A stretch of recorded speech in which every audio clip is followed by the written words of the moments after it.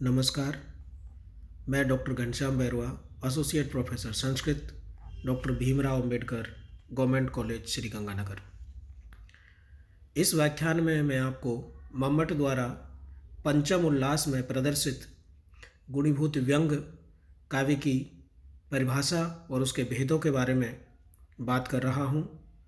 यद्यपि मम्मट ने काव्य प्रकाश के प्रथम उल्लास में व्यंग के आधार पर, ध्वनि के आधार पर काव्य के भेद निरूपित किए थे और इन भेदों में पहला उत्तम, दूसरा मध्यम और तीसरा अधम, और जिसको मम्मट ने उत्तम, मध्यम और अधम कहा है, वैयाकरणों ने उन्हीं को क्रमशः ध्वनि, गुणीभूत व्यंग और अवर काव्य कहा है। ध्वनिभूत गुणीभूत व्यंग काव्य के विषय में यहाँ पर पंचम उल्लास में मम्मट ने उसके लक्षण की परिभाषा तो प्रथम उल्लास में ही कर दी थी। अब यहाँ पर उसके भेदों की बात कर रहे हैं और उसका लक्षण इस प्रकार से था कि अतादृशी गुणीभूत व्यंगम व्यंगे तु मध्यमम। ये मैंने पूर्व में आपको बता दिया था कि जहाँ पर वाच्य से अधिक व्यंग में चमत्कार ना हो, वहाँ पर गुणीभूत व्यंग काव्य होता है और उसे मध्यम काव्य कहा जाता है। और इस गुणीभूत व्यंग काव्य का मम्मट ने उदाहरण भी वहाँ पर दिया था कि ग्राम तरुणम तरुण्या, बहुत अच्छा उदाहरण है। अब देखिए यहाँ पर मम्मट ने इस प्रकार से क्रमशः शब्द और अर्थ की परिभाषा, उसके भेद और प्रभेदों का वर्णन करने के पश्चात काव्य का प्रधान काव्य ध्वनि काव्य के भेद और प्रभेद और रसों का उल्लेख करने के पश्चात पंचम उल्लास में गुणीभूत व्यंग काव्य के भेदों का उल्लेख कर रहे हैं।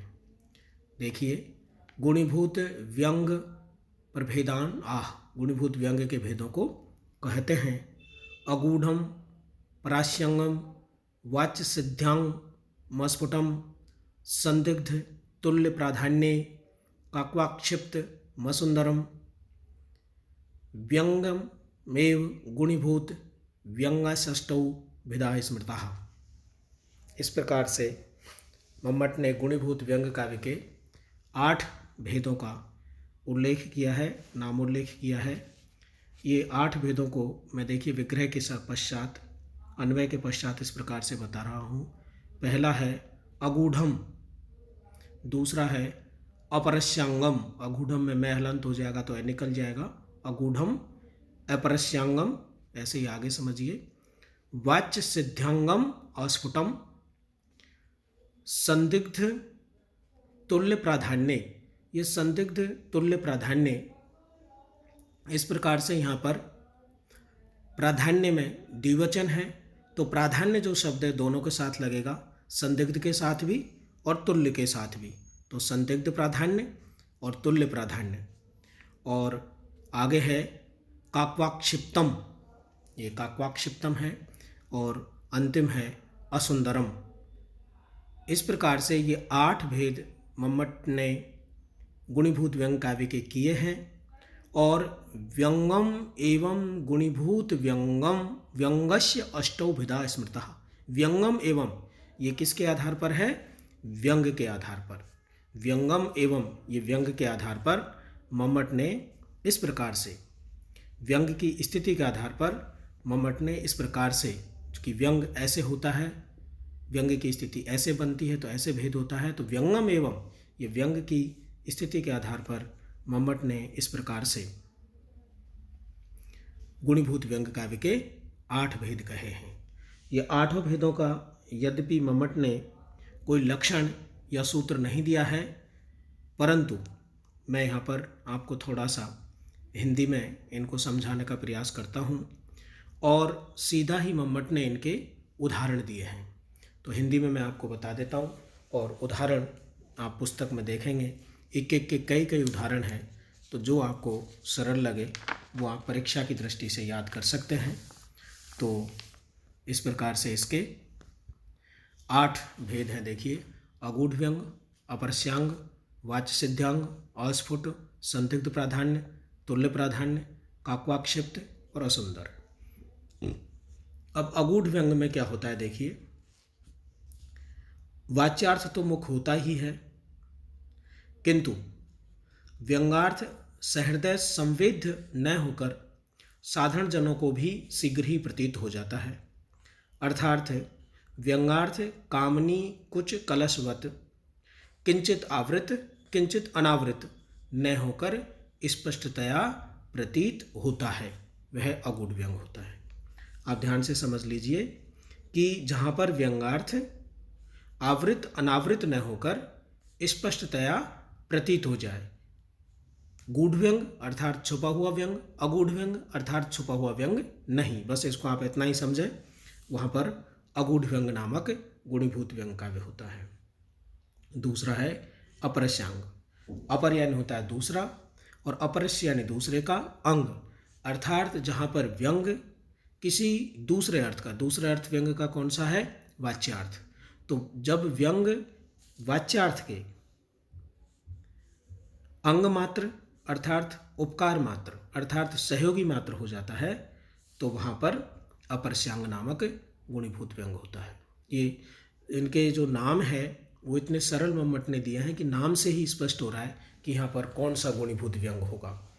और वाच्य सिद्धांग में देखिए, जहाँ पर वाच्यार्थ मुख्य तो होता है किंतु उसकी सिद्धि अथवा मुख्यतः व्यंग्यार्थ के अधीन होती है, यानी वाच्य मुख्य हो लेकिन उसकी सिद्धि व्यंग्यार्थ के अधीन हो, तो वाच्य सिद्धांग नामक ये इसका गुणीभूत नामक काव्य है। अस्फुट में क्या होता है देखिए, तो नाम से स्पष्ट दिखाई दे रहा है, जहाँ व्यंग्यार्थ स्पष्ट होने के कारण सहृदय जनों के लिए बोधगम्य नहीं होता। व्यंग्यार्थ अस्पष्ट होने के कारण, यानी स्फुट नहीं हो व्यंग्यार्थ और सहृदय जनों को उसका बोध ना हो, उसका ज्ञान ना हो, उनकी अभिव्यक्ति ना हो, तो वहाँ पर अस्फुट गुणीभूत नामक व्यंग काव्य होता है। संदिग्ध प्राधान्य। संदिग्ध प्राधान्य में देखिए संदेह है, किस चीज़ का संदेह है देखिए, जहाँ पर वाच्यार्थ प्रधान है या व्यंग्यार्थ प्रधान है, ऐसा संदेह जहाँ बन जाए वहाँ पर संदिग्ध प्राधान्य नामक गुणीभूत व्यंग काव्य होता है। तुल्य प्राधान्य में क्या होगा देखिए, तुल्य में वही तुलना, वाच्य और व्यंग जब दोनों समान रूप से चमत्कारी हो तो वहाँ पर क्या होगा, तुल्य प्राधान्य नामक गुणीभूत व्यंग काव्य हो जाएगा। काक्वाक्षिप्त। काक्वाक्षिप्त में क्या होगा देखिए, काकु अर्थात ध्वनि का जो विकार है उससे आक्षिप्त अर्थात प्रकाशित व्यंग के बिना वाच्यार्थ के स्वरूप की सिद्धि न होए, यानी कि वाच्यार्थ के स्वरूप की सिद्धि करनी हो लेकिन प्रकाशित व्यंग के द्वारा, दिखाई देने वाले व्यंग के द्वारा उसकी सिद्धि नहीं हो रही हो, उसके बिना उसकी सिद्धि नहीं हो रही हो, तो वहाँ पर काक्वाक्षिप्त नामक गुणीभूत व्यंग काव्य होता है। और असुंदर, जहाँ स्वाभाविक रूप से वाच्यार्थ से व्यंग्यार्थ चारुत्वहीन होता है, जहाँ स्वाभाविक रूप से, जिसमें कवि स्वाभाविक अलंकार का प्रयोग करता है, उस जगह पर देखिए क्या होता है, वाच्यार्थ से व्यंग्यार्थ चारुत्वहीन होता है, यानी वाच्यार्थ अधिक चारुत्ववान होता है और व्यंग्यार्थ कम चारुत्ववान होता है। इस प्रकार से इन आठों भेदों को आप इस प्रकार से माने कि ये आठों भेद मम्मट के द्वारा वाच्य और व्यंग की स्थिति को लेकर के किए गए हैं, कि जब व्यंग इस प्रकार से होगा और वाच्य इस प्रकार से होगा, व्यंग की स्थिति क्या होगी और वाच्य की स्थिति क्या होगी किसी श्लोक में, उसी के आधार पर हमको ये ज्ञात होगा कि यहाँ पर कौन सा गुणीभूत व्यंग काव्य है। इसके यहाँ पर बहुत सारे उदाहरण मम्मट ने दिए हैं, इन उदाहरणों को आप देख सकते हो कि किस किस प्रकार से ये अपरस्यांग का एक बहुत अच्छा उदाहरण है जो पहले भी हम पढ़ चुके हैं। अयम से रसनोत्कर्षी पीनिस्तन विमर्दनाय नाभ्यरु जगन स्पर्शी नीवि विसस्रणम कर है, ये आप देख सकते हैं। इस प्रकार से और भी सबके उदाहरण हैं, अनुष्टुप छंद में भी है और दीर्घ शब्दावली में भी है। जो आपको सरल लगे उसको इसी प्रकार से आप याद करें। और 8 ये भेद हैं और आठों भेदों के 8 उदाहरण हैं, आठों भेदों की मैंने आपको परिभाषा बता दी है, और वो परिभाषा जो है वाच्य और व्यंग्य के संबंध के आधार पर ही है, अर्थात वाच्य और व्यंग्य का क्या संबंध रहेगा किसी श्लोक में, उसी के आधार पर गुणीभूत व्यंग्य काव्य के 8 भेद मम्मट ने किए हैं। और ये पंचम उल्लास जो है ये मम्मट के गुणीभूत व्यंग्य काव्य के 8 भेदों का ही विस्तार है। धन्यवाद।